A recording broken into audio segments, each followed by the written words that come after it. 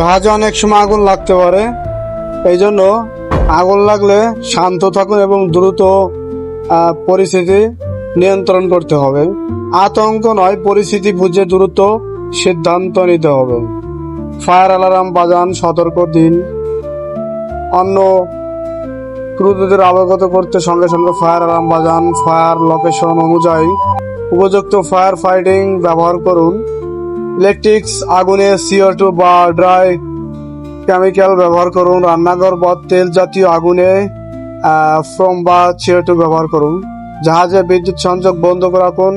যদি সম্ভব হয় শর্ট সার্কিট রোধ করতে ইলেকট্রিক সুইচ বন্ধ করতে পারেন। আগুনের উৎস থেকে দূরে থাকুন এবং অক্সিজেন সরবরাহ রোধ করুন। দরজা জানলা বন্ধ করে আগুন ছড়ানো রোধ করুন। আর জীবন রক্ষাকারী সরঞ্জাম প্রস্তুত রাখুন। Life jacket, from life boat প্রস্তুত রাখুন। সঠিক কমিউনিকেশন বজায় রাখুন। রেডিও বা অন্য মাধ্যমে নিকটবর্তী জাহাজ বা কোস্টগার্ডকে জানান। নিয়মিত ফায়ার ড্রিল ও প্রশিক্ষণ নিন। আচ্ছা, আর আগুন তো সব আগুন এক না, যেমন রান্নাঘর থেকে ধরতে পারে, তখন এটার কি কি কাজ থাকে? রান্নাঘর থেকে যদি গ্যাসে যদি আগুন ধরে যায়, হ্যাঁ। পাইপ যদি লিক করে বা বোতলে যদি আগুন ধরে যায়, তখন হচ্ছে গিয়ে অনেকেই প্রথমত পানি ব্যবহার করে। এটা কি ঠিক?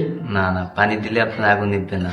তখন যদি হাতের কাছে আপনার পাট জাতীয় সালার বস্তা যেটাকে বলা হয়, ওটাকে পানিতে ভিজাই ওইটা যদি বোতলের উপর ঢেকে দেওয়া হয়, তখন দেখবেন অটোমেটিকলি আগুন নিভে যাবে।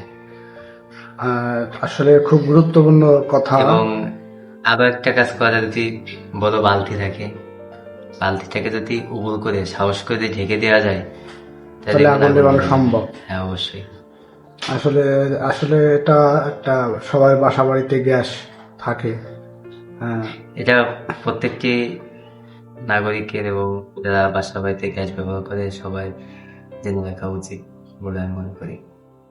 আসলে গুরুত্বপূর্ণ খুব আলোচনা করলো। আসলে আগুন কিন্তু এক প্রকার না, আগুন অনেক প্রকার।